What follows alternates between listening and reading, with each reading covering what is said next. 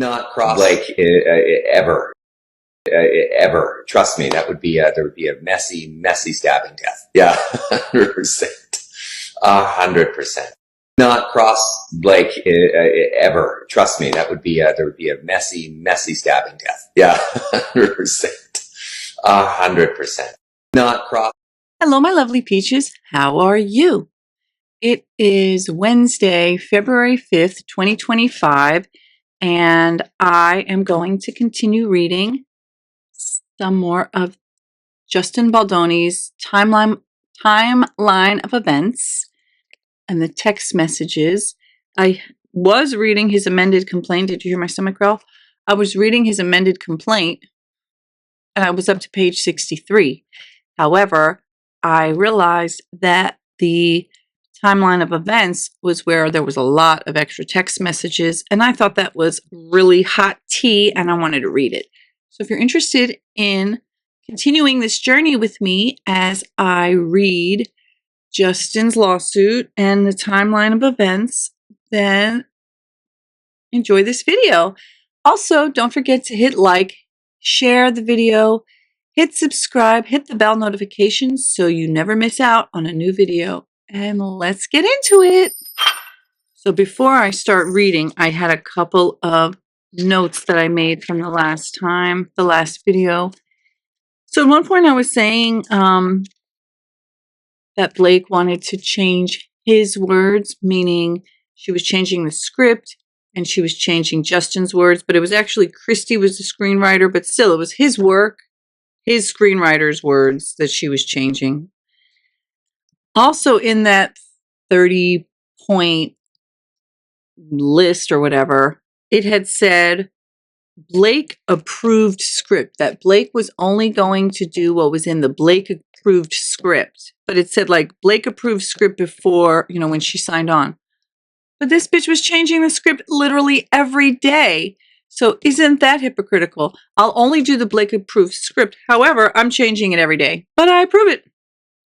Oh, and then the answer of when he said, fuck yes. Now I'm going to pull it up. So, oh, by the way, I wanted to say, how do you think this looks? I have my new light. My new light. It's not a ring light. It's like got a, let's see if I can show you. That's how it looks right there. That's like the front view. So I can't say it doesn't still kind of burn my eyes, but I do think it's better lighting. What do you think? So back to what I was going to say here about this. It's my pretty background. I took that photo the other day at sunrise. And let's see. Okay, so this is the bottom of page 10 here where we left off. And this is the top of page 11. I'm all zoomed in because this is what I had made a note of for myself. I feel like I'm coming down with something all of a sudden. All right, so this was from Justin on April 6th, 2023. And he says to Blake, new script coming to you shortly. We worked on a lot of the Lily and Ryle stuff to make it more playful and sparkly. Thank you for giving me my new favorite word. Talk soon. Oh, I need to get my fancy cursor, my sparkly cursor. This was the one I had yesterday. So cute. It looks like a heart. Let's see. I'll try it. So he says this to her. Christy, I believe, is the name of the scriptwriter, and they've been working on the script. Justin has been developing this script for 5 years. Okay.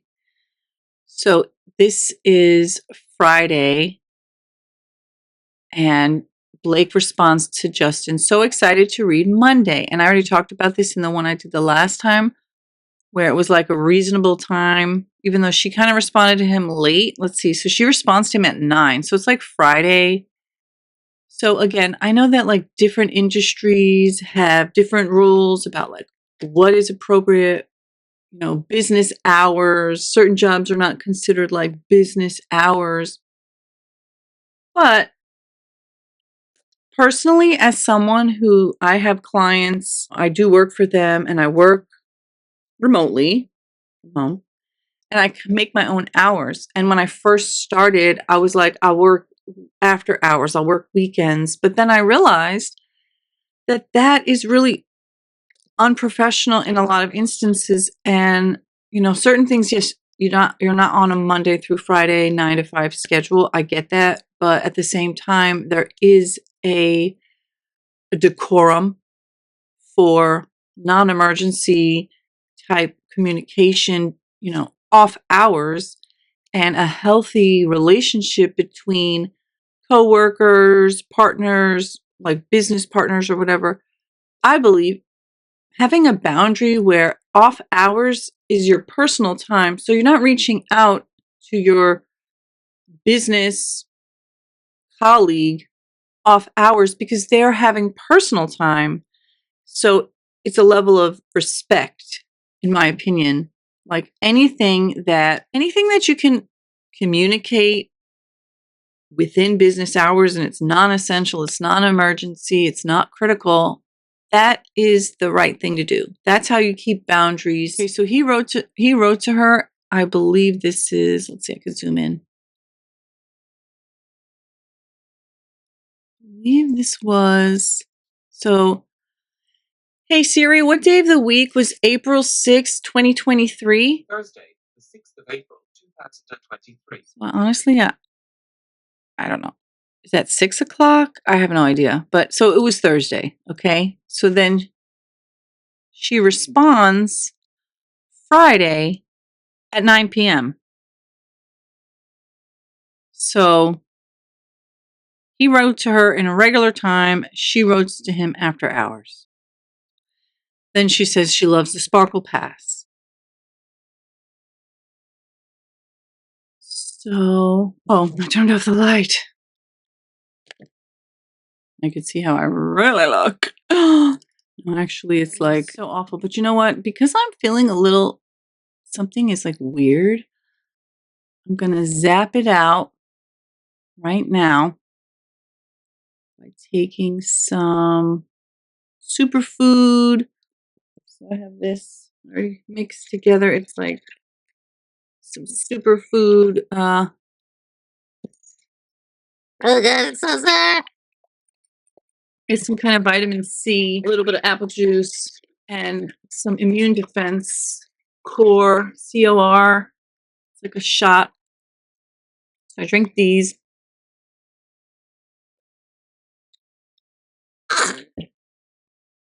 Disgusting. I'm gonna drink that real quick. And then I have this. I'm gonna take a few drops. Kick ass immune activator. I can actually just instead of putting it directly in my mouth, put it in here. Stir it up. I have my little glass straw with a turtle. All right, I'm going to drink this and I'll be back in a minute. Actually, when I take breaks, you can see it over here because this is the actual current date and time, which I do kind of love that. All right, I'll be back in a minute. Well, I actually am starting to feel better already. As soon as I feel any weird, the weirdest little something, I'm on it. And I'll do that again a couple more times today just to be sure. And then I'll gargle some apple cider vinegar diluted with water. Okay, back to this. So, what I really wanted to say about this whole thing was that I read this whole thing yesterday. I could read it again, but there are so many things about this that stand out to me. So he tells her on Thursday that he's going to send her the script, and they've worked on it a lot. Okay. And then she says she waits till the whole next day at 9 o'clock, says, so excited to read Monday. Love a Sparkle Pass. So, okay, that's fine. Even though it's kind of late, you respond. You say you're gonna read it on Monday, which is what she should have done. Okay? However, at 11 o'clock, 11:15 on Friday night, she reaches out again. And not only does she reach out in an inappropriate hour, this is what the fuck she says.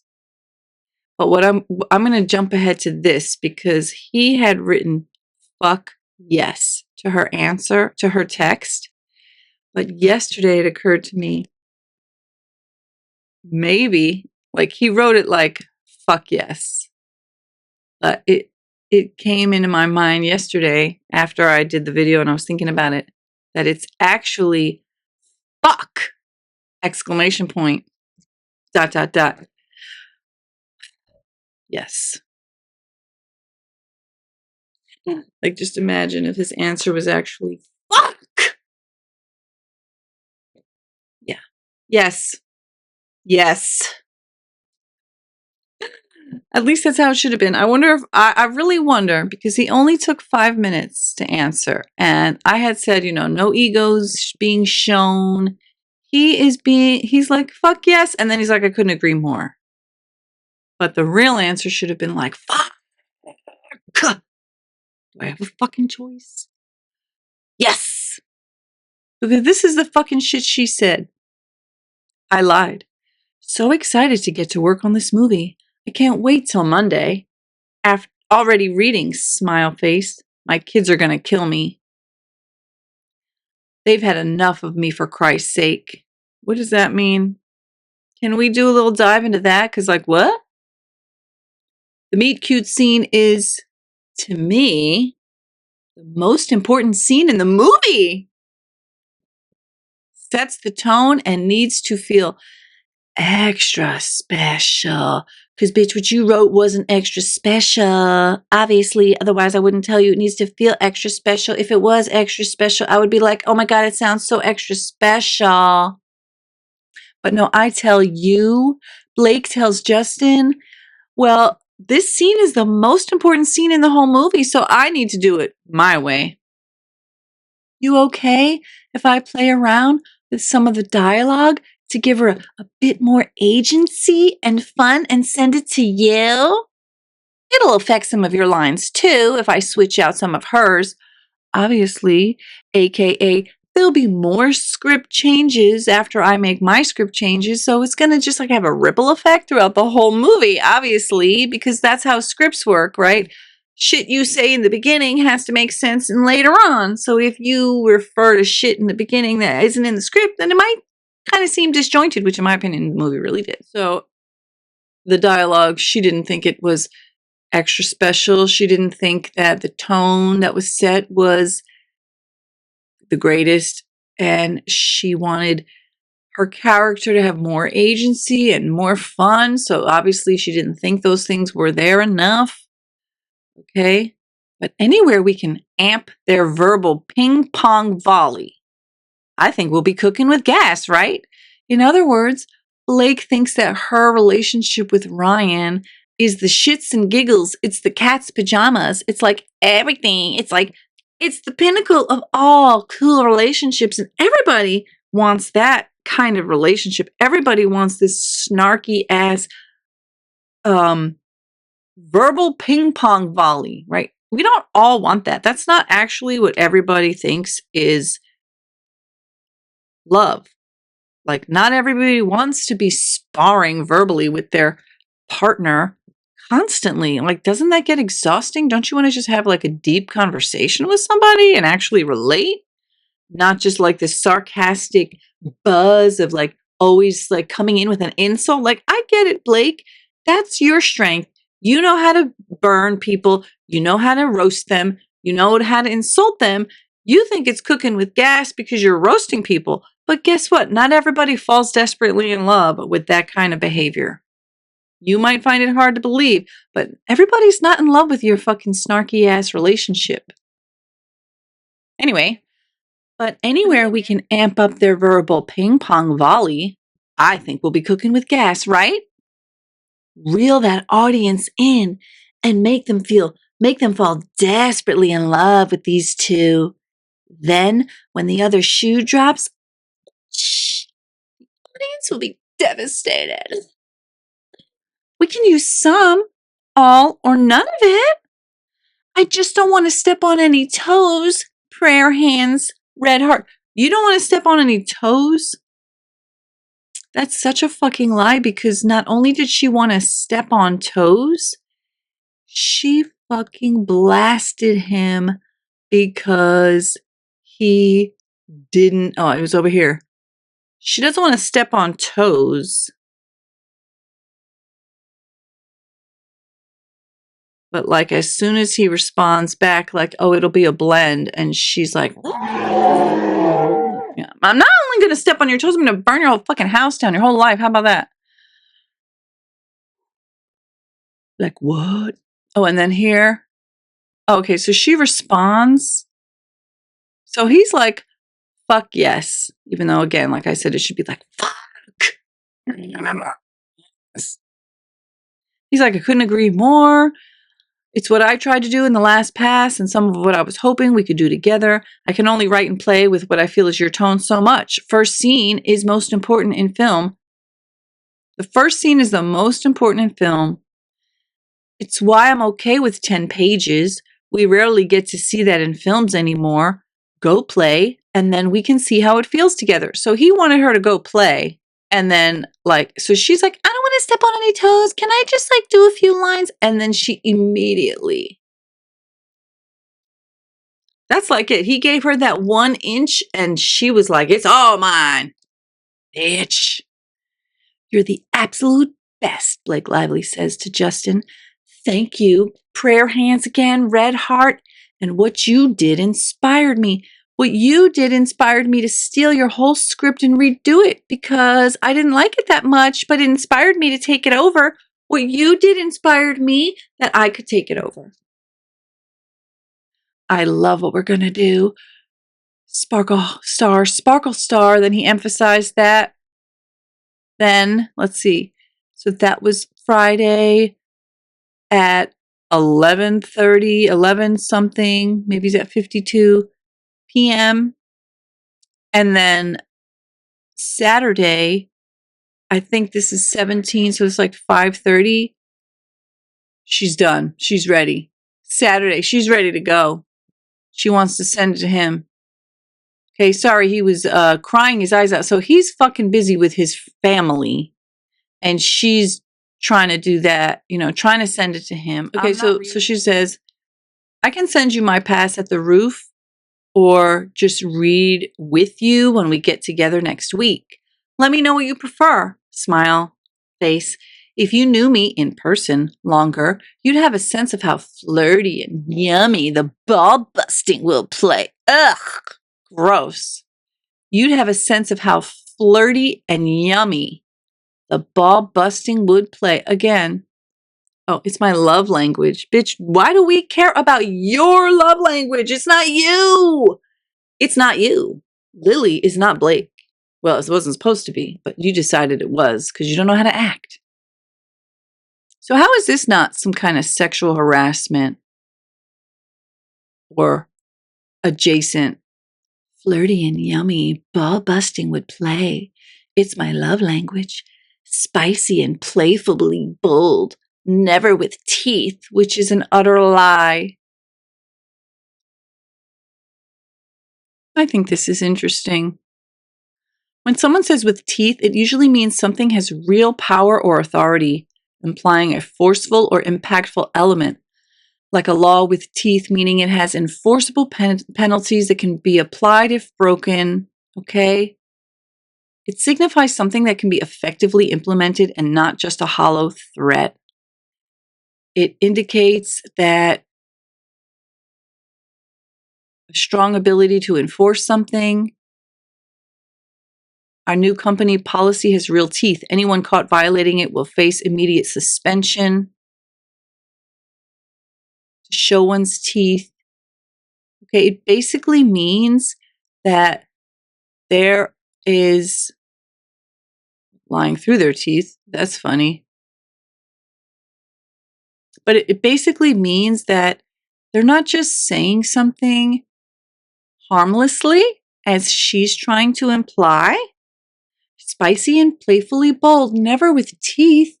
So you're saying that the insults that you throw at people, the ball busting, is just spicy and yummy and flirty? But that's not true, because you literally retaliated against him multiple times because he simply only wanted to collaborate with you and not hand the whole fucking thing over to you. And so you attacked him, you smeared him, you lied about him, you literally are telling the world that this man is sexually harassing you, kissing you, biting your lip, lingering, trying to kiss you more and more, trying to sniff your neck and all this shit. Motherfucker, no, he did not want you in your fucking dreams. He wanted you. And him serving it back to her is just as important. You don't usually see both the man and the woman with such agency and humor. Really, you never watched a fucking thing in your life, Blake, then? Anyway, I can act it out for you next week to make sure it comes through. Or I can send you now. Let me know what you prefer. XX. She's all cool and cash, right? And then he tells her, sorry, I was just crying my eyes out as kids and family just left for another 5 weeks and it was a shit show. 3 red hearts. Then he says, yes, send. It's so important to the film and can't wait to play and find it. I agree so much. Lily needs to be strong and witty and playful and bold. That's why I wanted you, bitch. It's also one reason why I wanted to age her up, you old motherfucker. And if a woman like you could fall into that relationship, then anyone could. And the more we love them, the more devastating Act 3 is. Well, we didn't love them, but Act 3 is even more devastating than you could ever imagine, Justin, where you ended up being the victim. Then Blake says that photo is devastating, and I have no idea. It's probably something about the family, who knows. So sorry to you all, but the love is gargantuan and apparent. Red heart, prayer hands, red heart. Thank you for saying all that, and also couldn't agree more. React 3, that's the mission. Hands, hands, hands.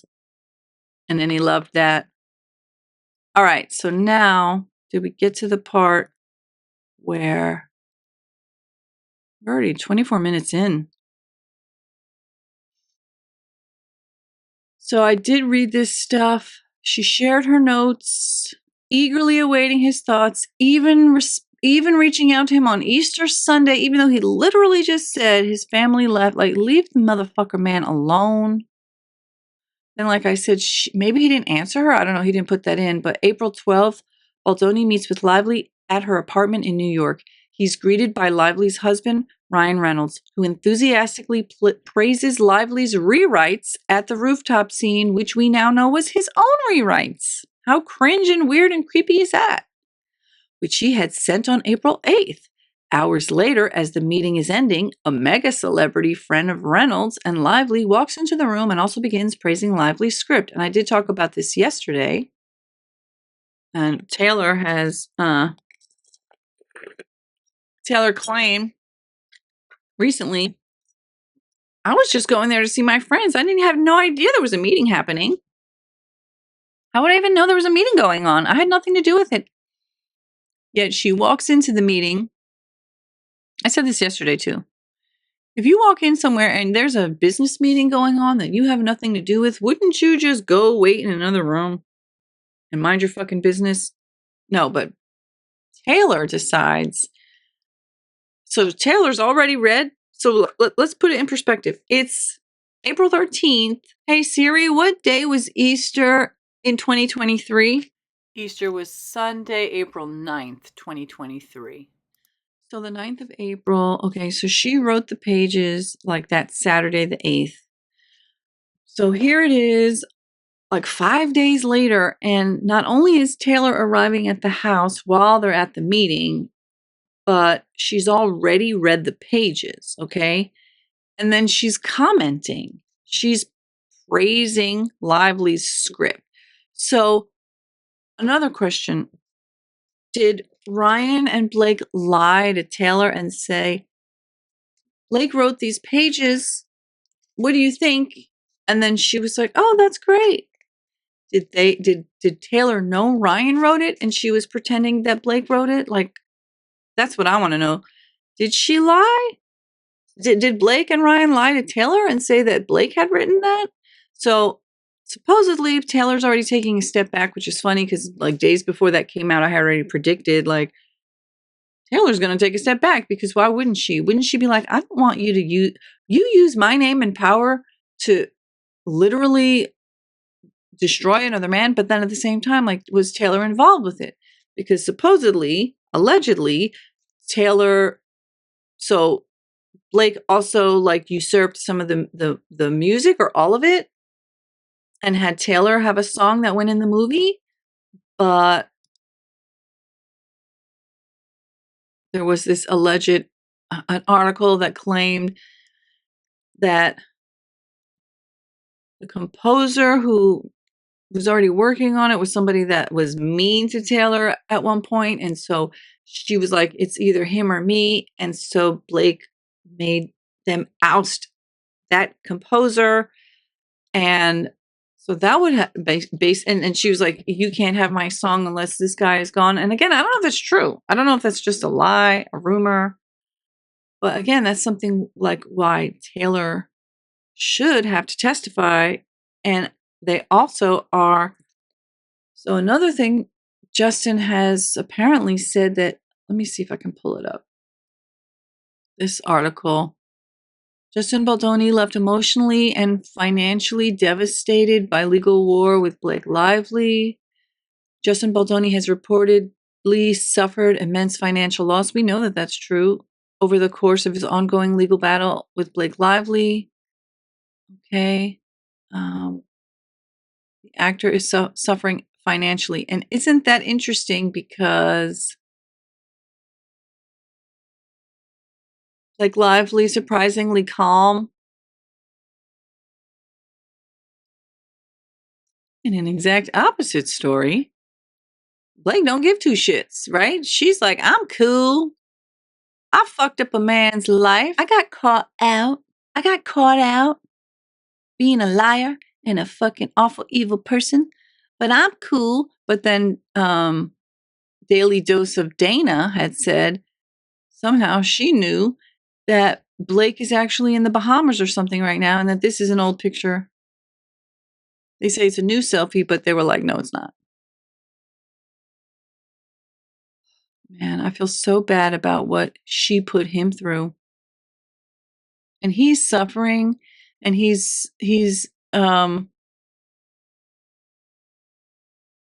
revealing that. He's financially devastated. Okay. According, he told the court, not to sound like a 4-year-old fighting with a 4-year-old, but with they started it. But in these kind of cases, once someone says something, it becomes fact. There's no way to fight against it. The loss runs into hundreds of millions of dollars, which we know is true. They've suffered damages totaling hundreds of millions of dollars. That's absolutely true. Exiled from polite society following Lively's shocking claims. Early reports revealed that Baldoni had lost at least 3 jobs amid the legal turmoil, with a, quote, Pac-Man project being one of them. The project was said to have been in development since 2022, with the actor reportedly poised to direct. Alongside the loss of his jobs, Baldoni was dropped from WME last month, and that was the agency that Blake also shared. Despite Baldoni's personal issues, the negative publicity did not affect his project with Lively. It has reportedly earned $351 million at the global box office from a $25 million budget and garnered rave reviews from critics. She's so evil. Okay, so that's just an update of what's happening lately.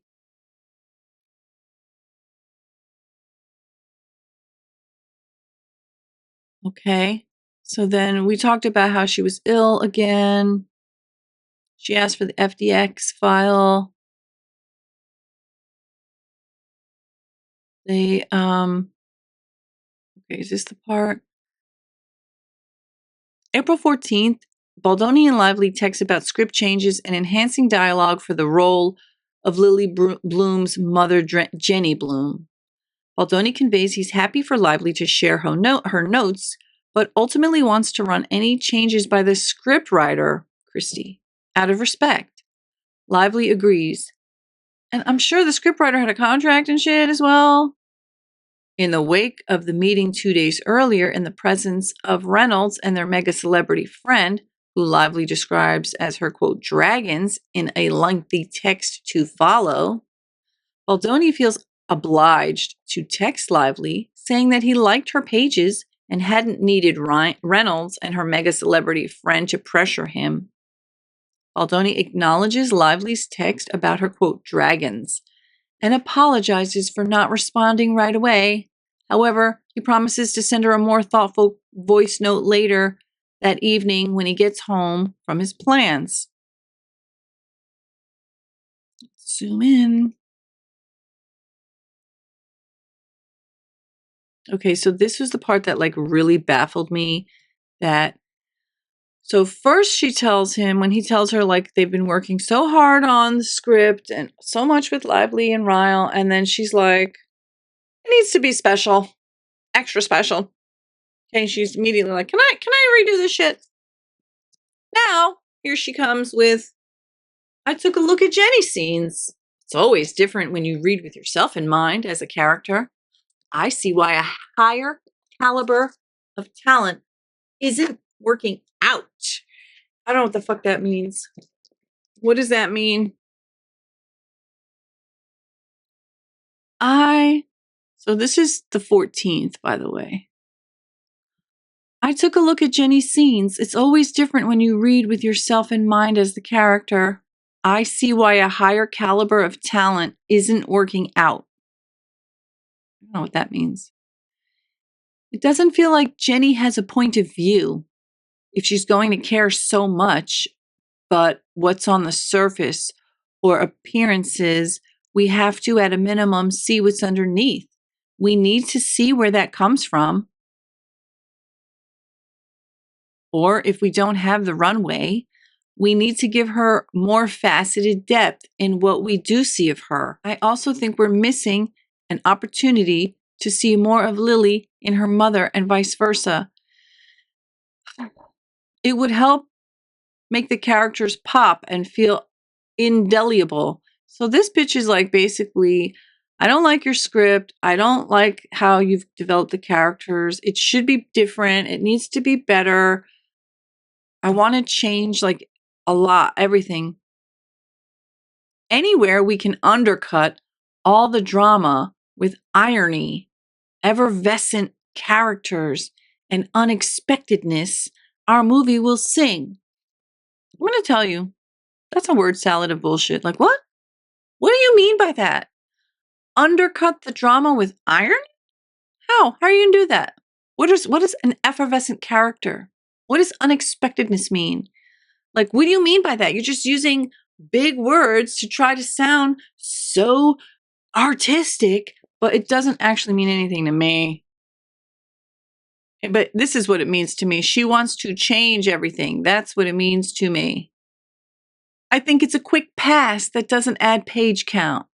I'm happy to take a run at it if you send me the script via FDX.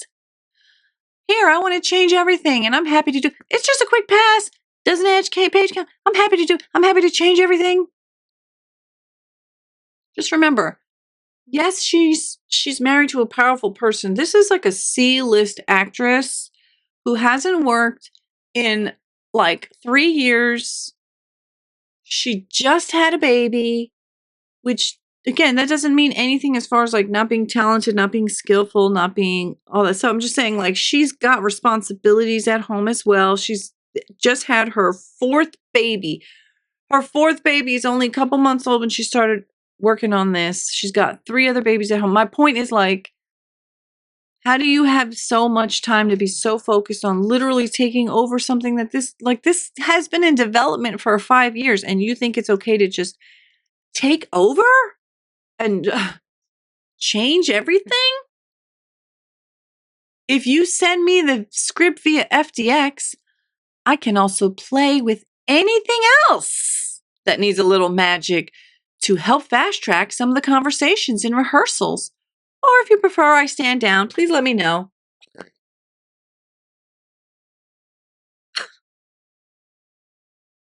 The fucking audacity of this unbelievable. I'm trying to stop using misogynistic insults, because I realized the other day that all the things I was saying are like female genitalia, and I'm like, that doesn't sound very good. But she's really a narcissistic, overbearing, insufferable, over the top, delusions of grandeur. She thinks that she's better than others. She thinks her style, her taste, her perspective is like the end all be all. And this whole, if you prefer I stand down, please let me know, is unbelievably false. Such a lie. Like, you wrote 1, 2, 3, 4, 5, 1, like all this shit. Oh my God. And then he's not supposed to think. Like, I don't know. He should have. I don't know why he was so afraid of her. Hi. Larry points this out. Let's bring that up again.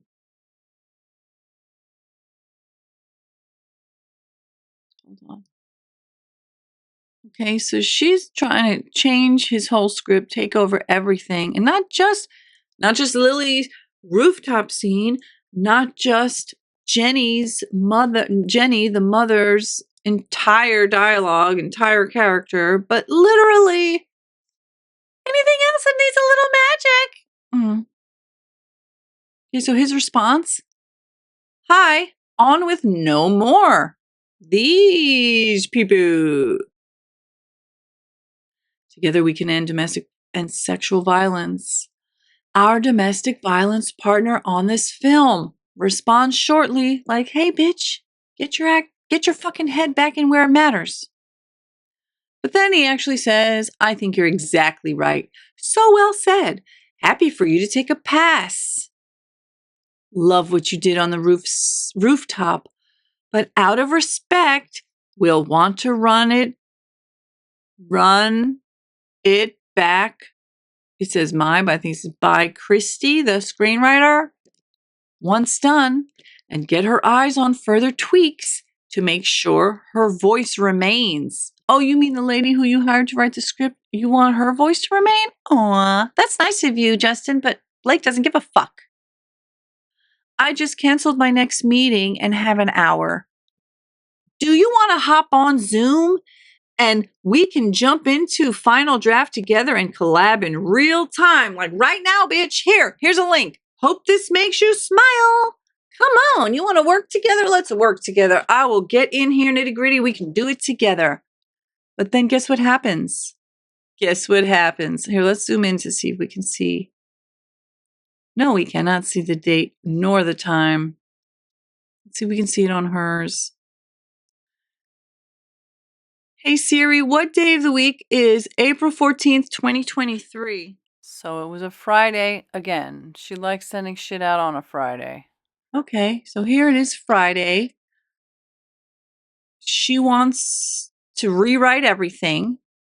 He's like, I'm busy doing some important shit. But then he's willing to work with her right then. I cannot see anything from that date or time. And then, so it's the same day. This looks like it's late, but I can't see it. Oops. And then she replied, damn it. Some kind of smile, cute, blank nailed her dolly. So fun. sorry I missed your text earlier. So when he was ready to work with her, this is the part I think I had got cut off, in yesterday's video when I was paused, when I thought I was recording. He wanted to work with her. He was literally like, hey, jump in and we can do this together. And this is how this fucking bitch responds. So I think they wanted you and me to see how they felt about the work, because she said, I don't want to step on any toes. Let me know if you want me to stand down. And this is in response to, he's happy with what she did, but he still wants to respect the other screenwriter, the screenwriter. She's not the screenwriter. She's not the other screenwriter. She's an employee who was hired to act in a role, and she decided that she's so important. She's so important. Her role is so important, and she's so important that she gets to actually rewrite her character's mother's character, and then everything else. And he wants to work with her. He's being so open and so friendly and so willing to collab. And this is her response. Let me take a breath. As I continue, I just want to show these are some places, resources if you need immediate assistance, please reach out to one of those or call 988 in the US. It's an emergency crisis hotline. So again, before I start reading this, I also want to just say, look at his response. Hi, wow. Thank you for writing this. I have so much to say. I'm so sorry for the slow response. I gave a talk tonight to a bunch of Baha'i youth in the city, and your message came through while I was fucking trying to help people, and all of a sudden I'm like, oh my God, I'm being harassed by this bitch. Okay. While I was there, and I haven't had a second to respond, going to send you a voice note when I get out of the Uber. Hope this doesn't wake you. But this is the shit she said to him. So they is Ryan Reynolds and Taylor Swift. So I think they wanted you and me to see how they felt about the work, because they've been by my side for far too many experiences where I've been overlooked. I spoke to you about this when we first met. They've watched me handwrite scripts because the director is too afraid to send the FDX file, yet he scants like he was. I guess she's implying he wouldn't send her the FDX file, right? They've watched me handwrite scripts, and why are you handwriting scripts? Why are you handwriting scripts? That's not your job. Because the director is too afraid to send the FDX file, which he has absolutely no fucking obligation to do. And it's inappropriate for you to ask or expect or demand. Yet he scans and has someone hand type all 120 pages of my pencil rewrites? How insane. That is so utterly insane. I've already read this whole thing. 120 pages of handwritten notes is generally considered as a significant amount. A substantial volume of information is captured. That's a lot of fucking shit, bitch. They've watched me be hired as a writer and paid a significant fee for it, but on the condition that I never asked for credit, which doesn't make any sense, which I could give a shit about. It's more the principle of the dynamics at play. So, okay, I'm not going to read this whole thing because I already did, but it's like, oh my God, okay. And then that's when he sent the 2 a.m. semi-coherent ramble. And, and here, I will read this part. If you ever get around to watching Game of Thrones, you'll appreciate that I'm Khaleesi, and like her, I happen to have a few dragons, for better or worse. Usually for better, because my dragons also protect those I fight for. AKA, do what I fucking ask you to do, and you'll be fine. Don't, and they're gonna fucking come after you. So really, we all benefit from those gorgeous monsters of mine. Some kind of smile. I can promise you. So you think Taylor was like, bitch, I'm not a gorgeous monster and I'm not here to fucking fight for you and rip people down because you can't get your way. Like, you want to write a movie and write a script and have all the control over everything and the little magic and the ping pong and the volley and all that shit, then go write your own movie. Why would you steal somebody's shit that he worked on for 5 fucking years? Had domestic violence organization partnerships. He had a whole plan. It was like a whole thing. And you were like, I'm going to take it all over. I want to do whatever I want to do with it. Change the music, change the script, change the word. Like, you literally basically just made a whole movie. Why not just make your own whole movie? That makes no sense when you really think about it. Your husband writes scripts. Your husband knows how to be director. He directed. He stole a franchise. Why not just ask your husband or use your own money? You have like $30 million. Why not just use your own money to invest in a project and hire your damn self as the director and the actor? Write your own script. Like, why would you have to steal this man's project? He hired you to be the actor, to play a role, not to steal his work, his money, his project, his effort, his credit. Okay, so then after he left that voice note, which we listened to at length, some morning thoughts in addition to my 2 a.m. semi-coherent ramble. One of the things that's been the hardest about this adaptation and all the rewrites is playing against the source material, which is the book that Colleen Hoover wrote. I've rewritten the rooftop scenes so many times, and even though I've changed the movie considerably in many areas, I've kept it very close to the book in others. The rooftop is one of those scenes, which is why that last sparkly pass was a lot of fun as it started to open up the movie for me. In some part, I kept it because I remember how fun it was to read the very first time. I also know what it means to the fans. But we're not making a movie just for the fans, which is one of the reasons why I like what you did so much. With my first 2 films, I tried to make them self-aware as often as I could, knowing the genre they were in, about cystic fibrosis and something else. And that was why, and what I was up against, and adding to the lightness and little bit of comedy to relieve the pressure. It's the only way I found that meaningful and at times heavy material can actually be digested. That's why my doc series about young people dying did so well. You earn the laughs and then you earn the tears. Okay? So he's trying to explain to her, which he doesn't have to, why he's trying to be true to the book, true to the script. Is this from here? Oh God, there's more.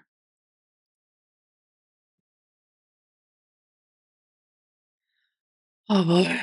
What you helped do here is push it even more in that direction, which I was missing in parts. So he's like accepting her changes and even acknowledging some lack, and very humble, very demure, very decorum. Fuck. The way you kept the structure of the scene while still keeping the important romantic beats was really impressive and actually adds to the sexiness and tension VS takes away from it. What's VS? I do think us running it together is going to teach us a lot. If we had shot the early drafts, it could have been like eating too much rich chocolate cake.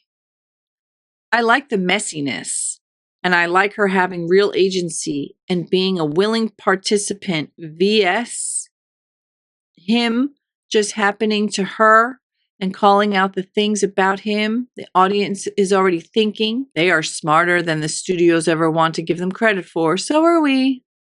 Anyways, just wanted to share that. If you're feeling better, I'm around this weekend to chat in real time. We'll send you the FDX final later as well. Wow, so he is. And then this This is on the 15th, April 15th, from Blake. Thanks so much for the thoughtful messages. They're very appreciated. Looking forward to catching up in person. And I too promise I'll freak you out, spook you, upset you, and be an actual beast. And she did prove to that was all true. But I can promise you it will always be in service of this movie and our shared goal. Is it? Because this was the shared goal, wasn't it? Right here. That. This. Wasn't this the shared goal? This. But we'll also always apologize. Really? Did you ever apologize, Blake? I appreciate being able to communicate openly always, XX. And he loved that message. Then, here you go. Since this is our white draft, anything starred will come out in colored pages. Since I'm getting pressured to go to a blank Monday AM, maybe let's start there. Also, if you can leave tracking on, that would be helpful, because I'd like to know what the fuck you'd change. Everything, bitch.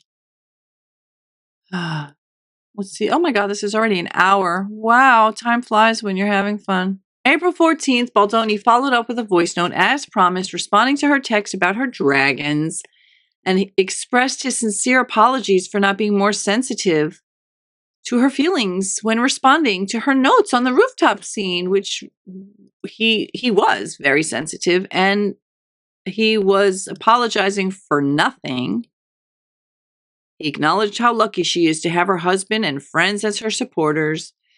He also empathizes with Lively's frustrations in having faced situations in her career where she was overlooked or not made to feel like an equal collaborator, and hoped that their collaboration on this film would set a new standard for how she would be treated. Ultimately, Baldoni tried to convey that her thoughts are always welcome and that he is excited to be working with someone of Lively's caliber and all the value she brings to this film. He spends a considerable amount of time encouraging her and assuring her that she is valued. April 15th, 2023. The next morning, Baldoni, ready to continue work, followed up with his voice note with a text message to share additional thoughts on the script. April 15th, 2023. The next morning, Baldoni, ready to continue work, followed up with his voice note with a text message to share additional thoughts on the script. Lively responded, thanking him for the thoughtful messages and promising to always do things in service of their shared goal. April 2023. Brendan Sklenar casting announcement, page 14, and there's that. And then concerns about her undue influence over the film began to grow. I'll zoom in even though we already read these. Producer, he cannot let her have opinions on everything. Jamie Heath Blake. Oh, wait, you know what? And then he's like, exactly. There was another thing I wanted to point out. Okay, so in this interview where obviously Brandon is in on it because he's like acting, he's acting all uncomfortable and stuff, but it's part of the joke. And at one point, Brendan says, "Do you want to take a break?" And Ryan says, "From Blake?" "Yeah." And I just thought I had to point that out and play it again because, like, what? Listen. That could be anything. Just describe letting Steve talking the desert. He's not going to take a break.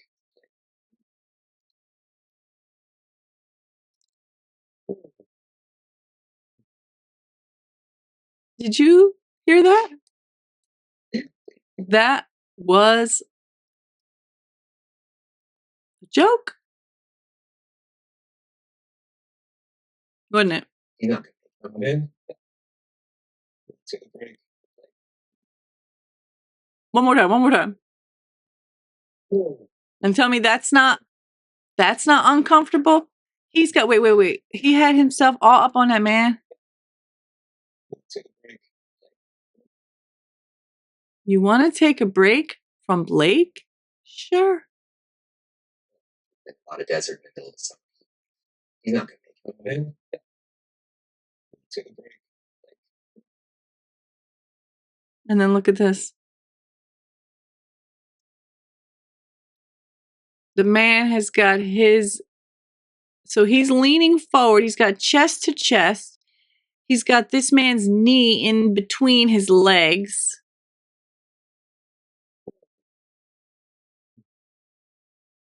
He got his dick right in his knee.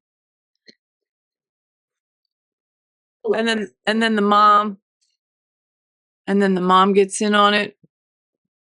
Wow. Unbelievable. Unbelievable. So let's see what else. I thought I was going to do this for half an hour and then be done, but I guess you can't get through that much. Okay? In half an hour. So we know about intimacy coordinator. There's Justin's notes. Okay. Oh, here's the scene. In preparation for a lift scene in which Baldoni's character Ryle would lift Lively's character Lily, Baldoni reached out to his personal trainer. Okay, when asked about the weight, we know about that. Okay, let's see. I wanted to just see the scene, which she claimed wasn't part of it, and then, she removed it. Ryle, fuck the hand, Lily. I don't care about my hand. Are you okay? But he looks back and forth between her eyes, assessing the cut on her face. Lily, I don't know. I think, Ryle, I'm so sorry. Please forgive me. He presses his mouth to Lily's and breathes her in. Lily is so upset. She starts to kiss him back in need of comfort until Ryle scoops her up, gently laying her down on the floor. He kisses her wound, a mix of blood and tears now. Close on Lily, closing her eyes, accepting his apologies so viscerally. By the time she opens them again, it's clear she's convinced herself of one thing. Lily, it was an accident. Smash 2. Interior, exterior, Lily's car, Boston Park, day later. Okay. So that was the scene that he was supposed to lift her, scoop her up. April 25th, 2023, Baldoni was summoned by Lively to her penthouse and greeted by Reynolds, who swore at Baldoni and accused him of fat-shaming his wife. Quote, "How dare you fucking ask about my wife's weight? What's wrong with you?" The tone from Reynolds and Lively was so aggressive that Baldoni felt he had no choice but to offer repeated and completely unwarranted apologies. Okay, so we know about all that. Apologies for what was good faith and reasonable question to his trainer, not Lively. Reynolds demanded that Baldoni remove the lift scene entirely. This is page 17 of 168. In Lively's complaint, she falsely states that, quote, the scene wasn't even in the film, suggesting it never existed. Contrary to her attempt to manipulate verifiable facts, the only reason the scene was not in the film is that Lively and Reynolds demanded it be removed, despite the fact that it had already been rehearsed with a stunt double. Accommodating Lively, Baldoni rewrote the scene with her, despite the fact that, for creative reasons, he felt the scene was necessary. It's like too small, so let me open it just a tiny bit more. Baldoni was stunned by Lively's accusation because when Lively had earlier expressed concern about her postpartum figure on February 17th of 2023 and February 24th of 2023, Baldoni genuinely reassured her that she, quote, did not need to worry about her body, quote. In fact, it was Lively who insisted that she be fit for the role, despite Baldoni's assurances.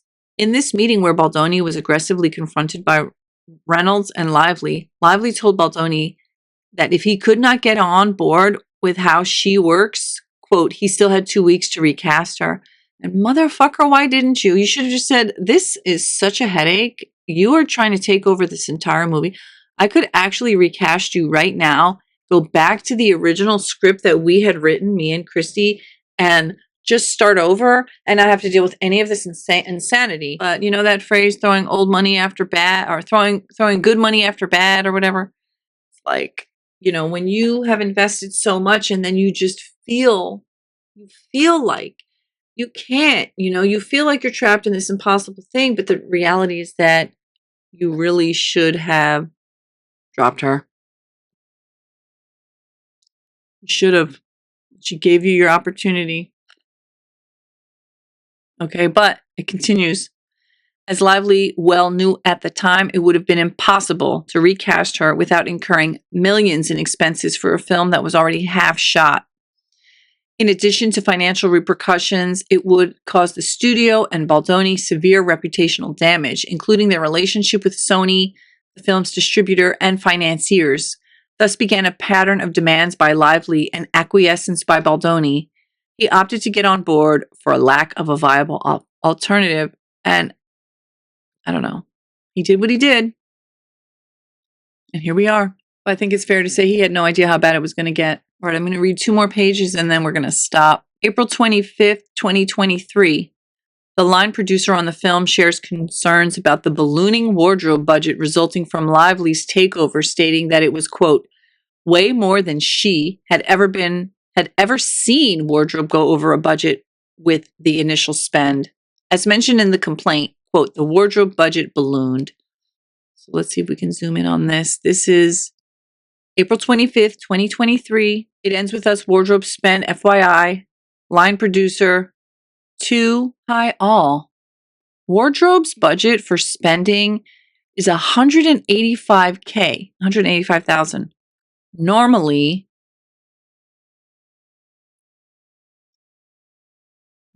wardrobe overspends and then does tons of returns and ends up in budget.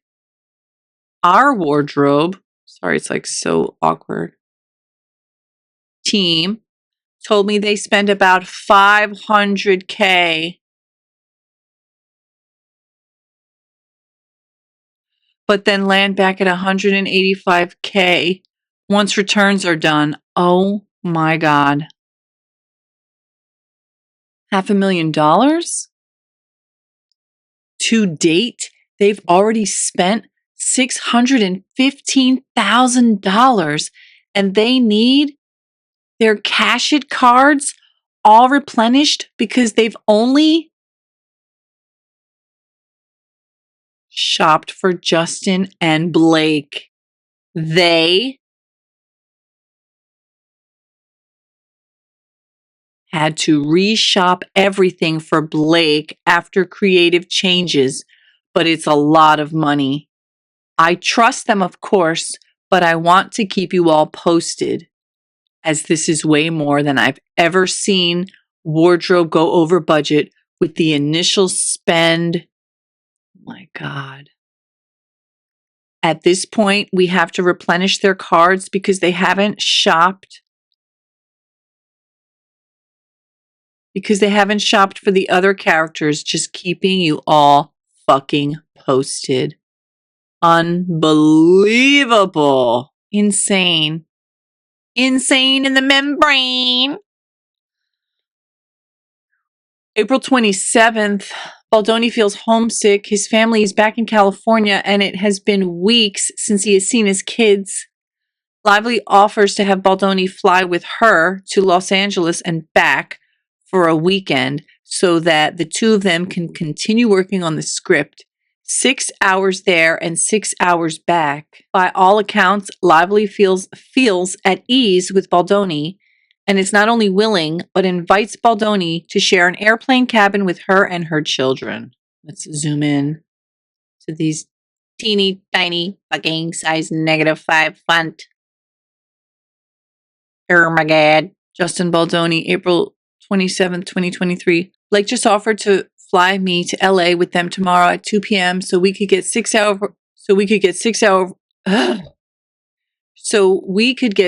hours of work on the script in and then fly back Sunday and get another 6. That sounds insane though, like.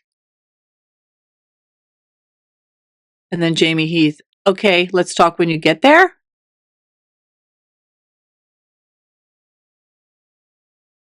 Then Justin says, I just got a 5-minute voice note from Emily crying about how hard it is without me. I gotta go. I'm with Blake. But at least we can actually justify it. Okay, you on your way here? No, coming at 2. And then Heath. When do you need to know for certain? I'm sure we'll work it out. I just want to walk through it. Also over here, just what that means. When do you need to know for certain? I'm sure we'll work it out. I just want to walk through it and also over here just what that means. And then he says, I'm on with a neurosurgeon.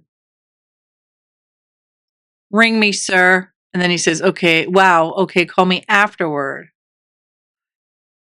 So he got sick. He was so stressed out. Oh my God. Okay. April 28th, 2023. Baldoni flies to Los Angeles from New York with Lively and her family. For the duration of the flight, Baldoni and Lively work on the script. On April 30th, they return together to New York. May 1st, 2023. Lively begins altering the script daily. The frequency of Lively's revisions and the input alarms producers, who anticipate that her interference would persist, quote, every day of the shoot and disrupt the carefully planned production schedule. I know some people watch on their phone. Like you're never going to be able to see this on your phone, maybe, or maybe you will. I don't know. That's why I'm trying to make it as big as possible. May 1st, 2023, producer. Are you listening to this? She's fixing the script. I think blank advice was actually wrong. Blake is now directing the movie. This is bad. So whose advice was wrong? Jamie Heath. I'm listening. Talking through it is better than not. Seeing what's possible, as long as any decision is done with approval. Then producer says, not for something that was already intimately planned. This will be every day of the shoot. And then Jamie says, I know. I'm not sure what can be done, honestly, at this point in terms of Blake. And then we will stop it here because that's when May 2nd, the Writers Guild of America goes on strike. Should I read these? Silly jokes. Silly jokes. Let's see. See if there's anything in here. Can't read it. From Justin to Blake, well played. Oh yeah, this is the whole creepy, creepy, creepy. Okay, we'll start back there on the next one. So that was another chunk of the timeline of events and the additional texts. And more, it just seems like every bit of it is clear. Justin was too good for her. Justin was just so caught up. And, hindsight is 2020. And when you recognize, like, you can look back and be like, oh my God, why did I give in to her? Why didn't I push back on this? Why didn't I tell her no? Why didn't I make her meet with the intimacy coordinator right away? Why didn't I say the script has already been developed?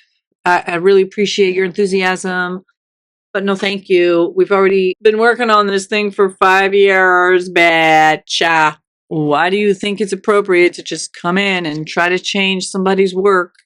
Oh, because you're a narcissist. You are a delusions of grandeur.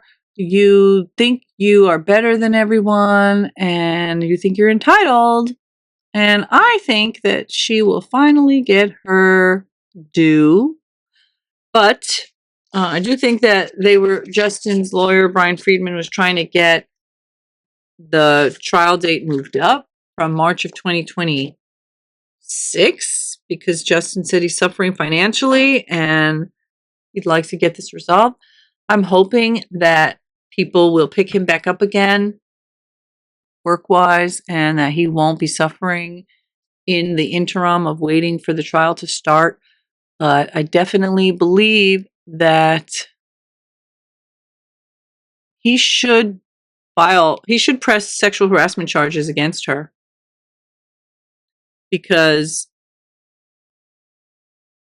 claiming that somebody sexually harassed you and then detailing all these sexual things that they supposedly did to you when none of it's true is a type of sexual harassment. So he should sue her, because now people think of him as a sexual predator when in fact she was the one who started all this, her and Ryan, allegedly.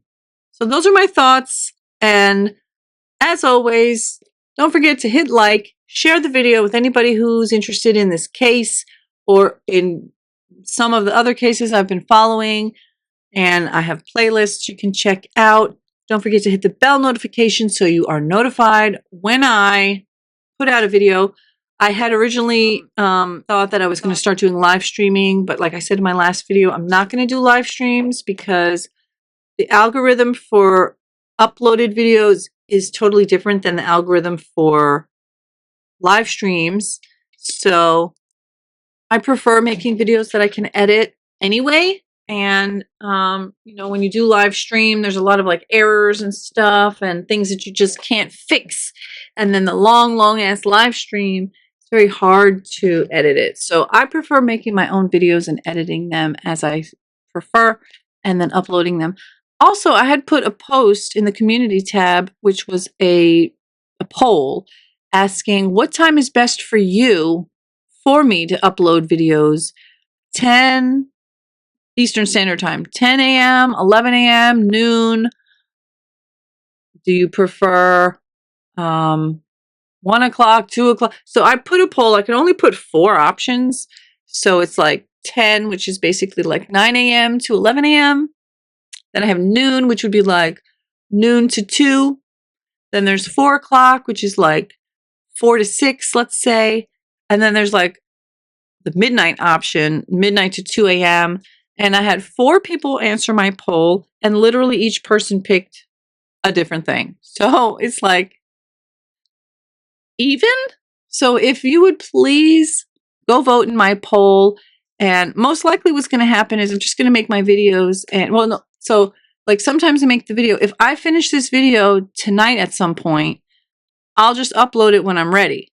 But it's when I finish videos like after midnight, that's when I want to know what time is best for you if I premiere, so that I can get the most viewers when the video premieres, and then my videos can get more views and more coverage, because I am trying to grow my channel and get a wider audience. So don't forget to comment, ask a question, and I'll see you in the next one. Bye.